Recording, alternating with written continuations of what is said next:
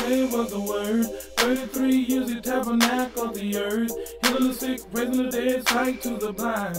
In the city of Canaan, turned water to wine. Oftentimes we phrase, if I had more money, I would stop this. If I had more money, I would buy that. If I had more money, I would cure all the world's problems and diseases. And while initially there's nothing wrong with the desire for more, Satan, the devil, tends to take those innocent desires and to manipulate them to dangling fruit that entice us to do anything and become anybody in order to have everything in the world that we want. Timothy, a young leader in one of the early churches in the Bible, was warned of this very thing by his mentor about this thing called money. 1 Timothy chapter 6, verse 9 says, "But those who desire to be rich fall into temptation and a snare, and into many foolish and harmful lusts, which drown men in destruction and perdition.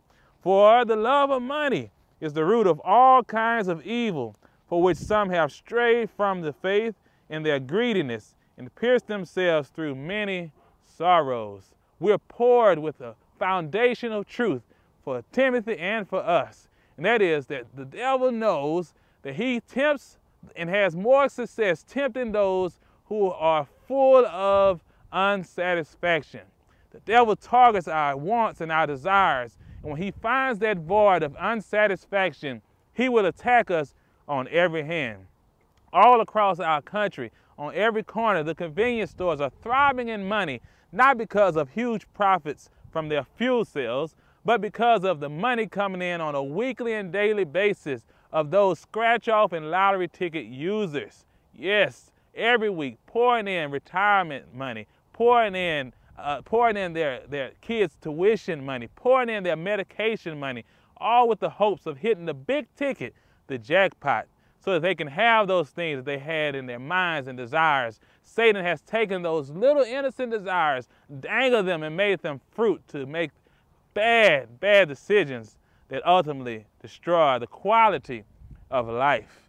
Likewise, our prisons and our juvenile centers are full of potential lawyers, potential engineers, potential teachers, and potential political leaders who will never give birth to those possibilities simply because they made a decision early in life to follow after the things, those daring fruit of Satan, those daring fruit of the devil, to distract them from what God could have and really would have done had they waited and chosen to follow him.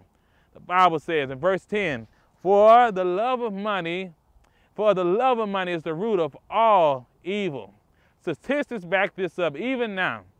For over 2/3 of our country is dealing with lawsuits and quarrels and fights that center around the one thing, money. So friends, we have to understand, we must make a decision that if we're going to live life following after things and trying to satisfy our wants all of our lives, we're guaranteed to have a life full of misery and sorrow.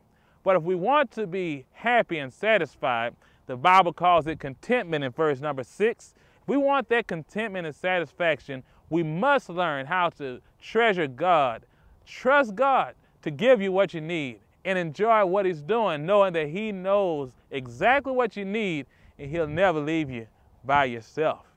So I challenge us this week to try to change this concept of the American dream. Instead of the American dream being things and places that I want and to go and all the things centered around my daring fruit of Satan, help me to transform the American dream to be that thing that we make people understand that it's all about following and serving Jesus Christ. And Jesus Christ alone can fill you like nothing in this world. And so I challenge you this week to soak on 1 Timothy chapter 6 and let it speak to you. And then challenge somebody else to live the true American dream.